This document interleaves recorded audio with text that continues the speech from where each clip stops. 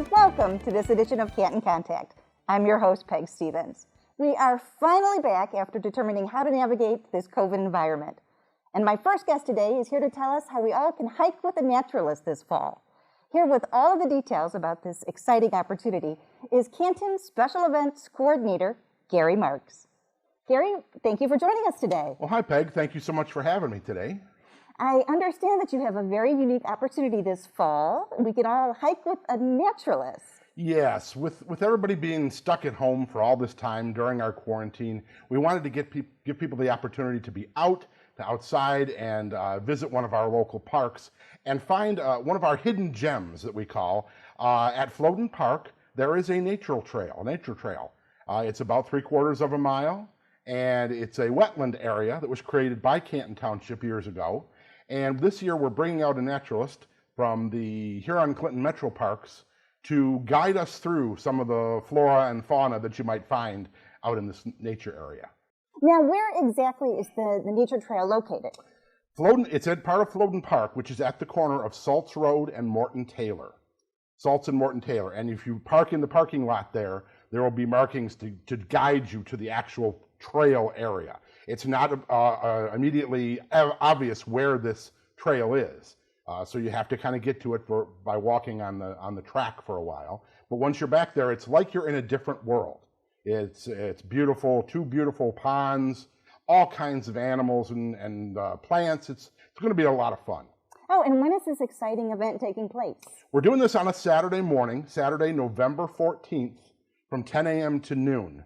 In coordination with the social distancing, we are doing 2 separate times. We're doing a hike that starts at 10 a.m. and then a hike that starts at 11 a.m. There will be social distancing and the wearing of masks, and we're going to try to stick within as many of the guidelines as we possibly can. But we are outside, so we're looking forward to that. Oh, wonderful. And what can folks expect during this activity? Well, the gentleman that's coming out from here on Clinton Metro Parks is Justin Smith.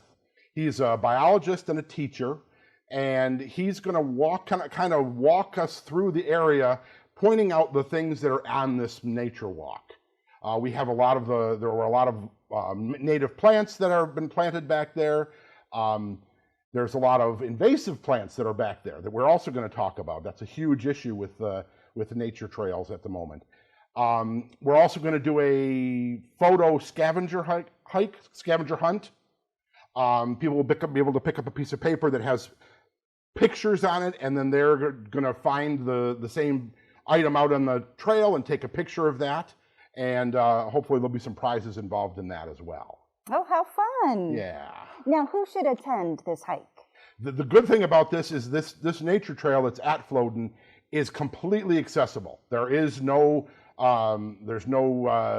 ramp, there's no climbing involved. It's a very well-groomed, wide trail. You can bring your stroller, you can bring your pet on a leash.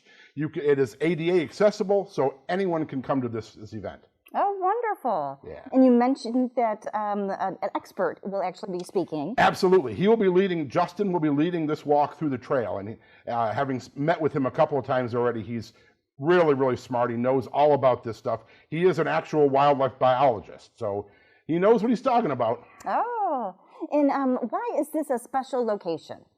Well, the nice part about this is when you're on this trail behind Floden Park, you don't realize you're in the middle of our beautiful township. It's a hidden gem, another one of our hidden gems. When you're back there, you think you're up in the northern woods or something. The trees are beautiful. It's very much a oasis in the middle of a township. Oh, wonderful. Yeah. Now, well, what happens if there's bad weather on that Saturday? Well, unless it gets really bad, we are going to do it rain or shine. Short of snow or typhoon or something, then we would cancel the event. Usually at least an hour in advance, we would try to let people know via Facebook and on the website. You can always get more information about this thing on cantonfun.org, which we put up as much stuff as we can. Absolutely. Now, is there a fee to participate? No, that's the best part. It's free, and free is a really good price. Families can come. They do have to register in advance. That's the big thing. As part of our social distancing, we have to have a limited number of people, so we have to know in advance how many people are going to show up. So you do have to register on the website. Ah, fabulous. And what is that website if folks want to go and register right now? Yep, that would be www.cantonfun.org. CANTONFUN.org. Oh, wonderful. Now, what ages do you think should attend? This is an all-age event. Like many of our things here in Canton, we want to make it family inclusive. So the family can come from littles to bigs. It doesn't matter as long as you can navigate the trail, which is very obvious. Oh, wonderful. And in terms of how should folks dress to participate? Dress for the weather. That would be what I would say. It is November, middle of November, and it is Michigan. So it could be anything from 70 to 20. Now, what inspired you to plan this sort of an event? Part of it was, as I said, we wanted to give people the opportunity to get out of their houses after 8 months. But we've been trying to highlight some of our local parks over the last few years. We do our National Trail Day event in June. This is kind of a later in the season kind of example. And explain a little bit about the trail back there and how it connects. Well, the trail, it was a man-made created trail that Canton Township put in years ago, and it does connect to the ITC trail, which runs north and south along the wires, as most people know. So it's been there for years. It's just recently been expanded, so we have 2 separate trails. Oh, wonderful. Gary, we are almost out of time, so if you wouldn't mind recapping the event and telling folks where they can get more information and register. Sure. This is the Hike with a Naturalist event, Saturday, November 14th from 10 a.m. to 12. We have 2 separate hikes, one at 10, one at 11. You do have to register in advance at cantonfun.org. Oh, wonderful. Thank you so much, Gary, for stopping by and telling us about this unique opportunity right here in Canton. Well, thank you so much for having me. We will be right back with more Canton Contact.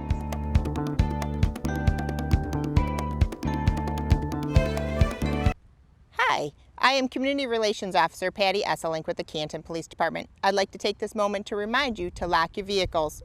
Leaving your vehicles unlocked may result in you becoming a victim of a theft. Simply locking your vehicle doors could prevent you from becoming the next victim.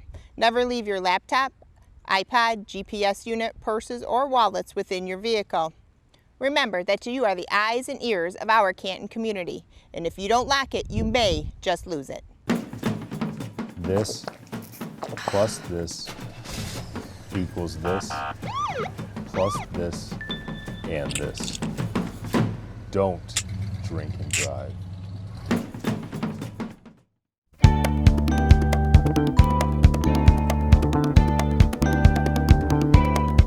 Welcome back to Canton Contact. Joining me now to tell us about the 18th annual Turkey Trot for a Cause is Canton Sports Coordinator Coralie Ott. Coralie, thank you for joining us today. My pleasure, Peg. Before we get to the particulars about this event, why don't you start by telling us a little bit about the history of the Turkey Trot here in Canton? Well, in 2003, the Murray family, their son was diagnosed with epilepsy. And they are a very active family, and they got together with the Michigan Foundation for Epilepsy Foundation of Michigan. And they were very helpful in getting them information and coping and resources, and they wanted to give back.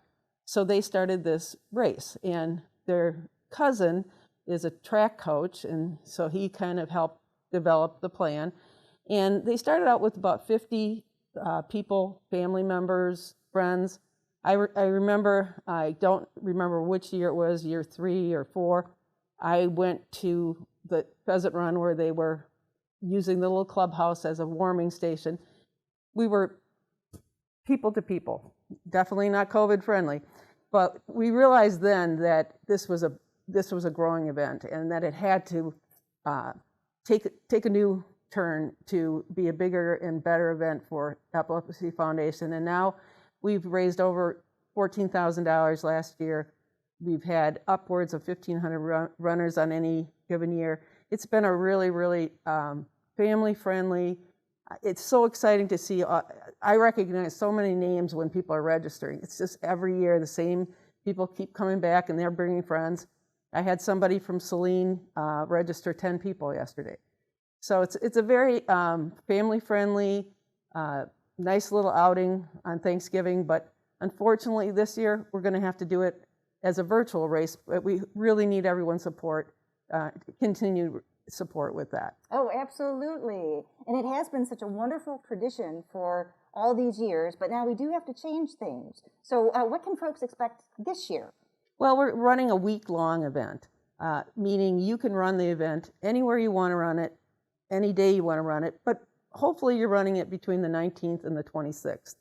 On our website, csc.canton-mi.org, we have some suggested trails.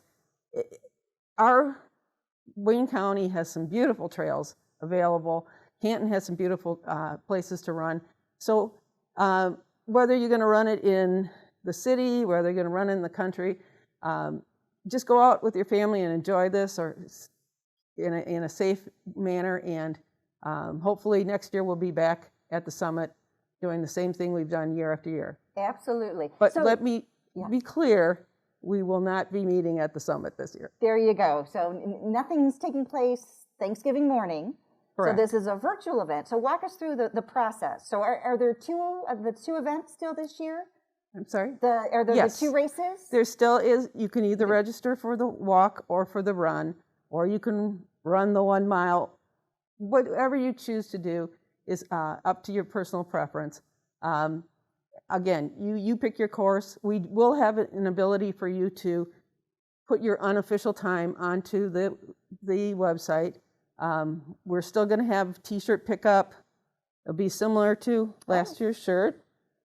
So that event will be held on the 20th and the 21st, and that will be at Kicker's All-Star Grill. Oh, And we're wonderful. going to have some food specials, and then he'll have some drink specials, and he's also helping to sponsor the event. And it should be a good day for pickup, and we're going to do some raffles throughout the week and at that time. So, but if you want to pick up contactless, we'll make arrangements for that too. So just let us know how you'd like to do that during that time. So. Wonderful. Well, it sounds like you've put a lot of thought into presenting this or hosting this virtually. So walk me through, because I'm kind of new to these virtual events. So you want folks to register online. Register online. And they can choose either the 5K or the 1 mile. Correct. And then I understand if they register by a certain date, they're guaranteed the t-shirt? Yes. We need you to register by November 9th to guarantee your shirt size, and that we'll have enough quantity to have shirts for you. We do have extra shirts that we will order, but we really encourage you to register early to make sure that we can have that quantity and your size available. Wonderful. And then I can, as a family, if I register everybody, then do it at our leisure wherever we want to, and then just kind of record our time. And what do we do at that time? Well, we will have a link on our website to where you can enter that unofficial time. Wonderful. Okay. And then in terms of picking up the bib and the t-shirt, that will take place at Kickers. At Kickers. And Kickers is located behind Arctic Edge and High Velocity in the Canton Sports Center building. We will have a couple, as we said, we'll have a couple days where we'll have special events. That'll be the Friday before the race and the Saturday before the race. And again, if you want to pick up without contact, we can make arrangements for that. Wonderful. Now, we're almost out of time, but why is it important to support this nonprofit organization? Well, on a personal level, I happen to have a daughter with epilepsy. And one of the things that has been very helpful to me in the last year was a device called an Embrace. She wears this at night because her seizures are primarily at night. And there's something called SUDEP, which is sudden unexpected death in epilepsy. And it generally happens when people are sleeping. What this device does, and there are many other devices, but when it senses that an episode is happening, where she's having a seizure, it calls my phone and tells me that she needs help. And if no one responds to that phone call, it will call 911. It is a subscription service, but I've slept a lot better since we've had this. So it's because you don't always hear it, and you can put multiple people on this, but there's other devices, monitors, and things like that. But that's why it's especially dear to me to have this event and to be a part of it, as I have been for many years. So we are, again, almost out of time. So if you wouldn't mind just telling folks where they can get more information and register. Right. Well, you can register through cantonfund.org. You can also get information about the Epilepsy Foundation of Michigan by going to their site, and it's got a lot of helpful information. I'm sure every one of us knows somebody who has epilepsy. So it's an important event to me, to the Murray family, and it's been a wonderful tradition in Canton. Oh, Coralie, thank you so much for stopping by and giving us all the details about the 18th annual Turkey Trot for a Cause. Thank you. We will be right back with more Canton Contact.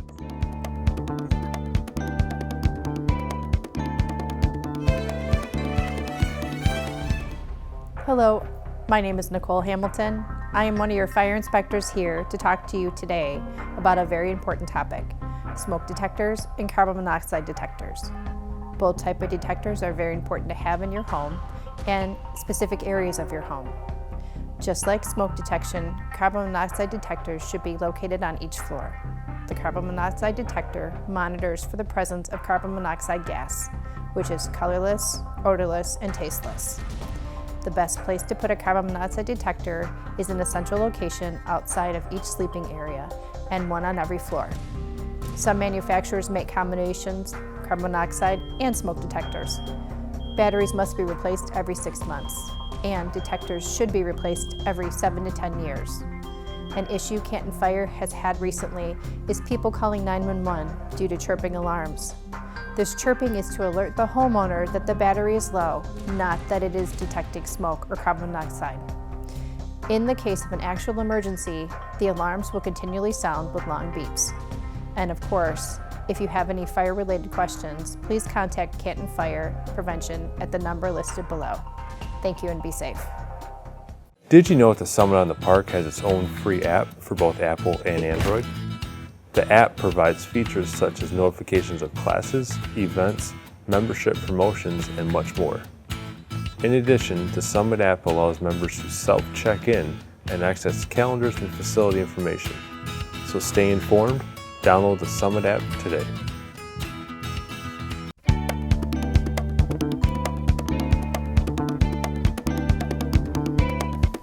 Welcome back to Canton Contact. Joining me now to tell us how the Summit on the Park has modified its business operations is Community Center Supervisor Jason Lombardo. Jason, thank you for joining me today. Thank you for having me, Peg. I understand that the Summit on the Park has reopened. Yes. What services are currently available? Currently, we offer all of our strength and fitness equipment and our walking track.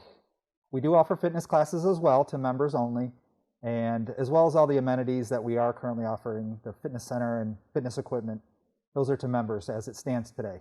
Oh, wonderful. Yeah. And I understand starting November 2nd, you are increasing your amenities. Yes. What will be available then?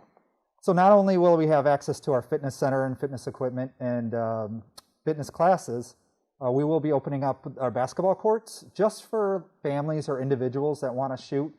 Unfortunately, Saturdays in past years, Saturdays were a hugely popular day for the kids to come and play basketball. And just, we can't, not at this time, we're unable to do that, but we want to offer that where you can rent an hour just to come in and shoot baskets with you and your family or what have you, as well as our racquetball courts. So that's another amenity that we're adding as well, where only 2 people can play together at that time. No volleyball at this time, but racquetball.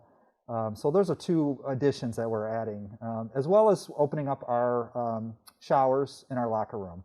We are going to be blocking off certain lockers that will be unavailable for allowing social distancing, but we want to be able to offer those services now.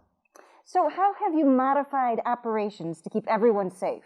Well, that was like everyone else. We've been faced with the challenge of reopening under new guidelines, and through the governor and through the Michigan Health and Human Services, they provided some guidelines that were very helpful actually in navigating through this. So right away, once we were given the permission to reopen, we went ahead and started making several modifications. We took our fitness equipment that were mainly in our fitness center and spread that out. We moved those from some equipment from our fitness center to our aerobic studio and to the half of our gymnasium, our west end of our gymnasium. So we did that. We were able to spread everything out at least 10 feet, which is, the requirements were 6 feet with a barrier or 10 feet. And the barriers, you felt like you were in a fishbowl working out. Not only is it uncomfortable coming back right now as it is, but we wanted to make things as comfortable as possible. So we were able to accommodate 99.5% of our equipment. We did have to close a couple pieces of equipment off to make some modifications because we were not unable to provide that social distance. But for everything else, we were able to do that, and our staff worked really hard in order to get those preparations done, in order to be able to open. Oh, absolutely.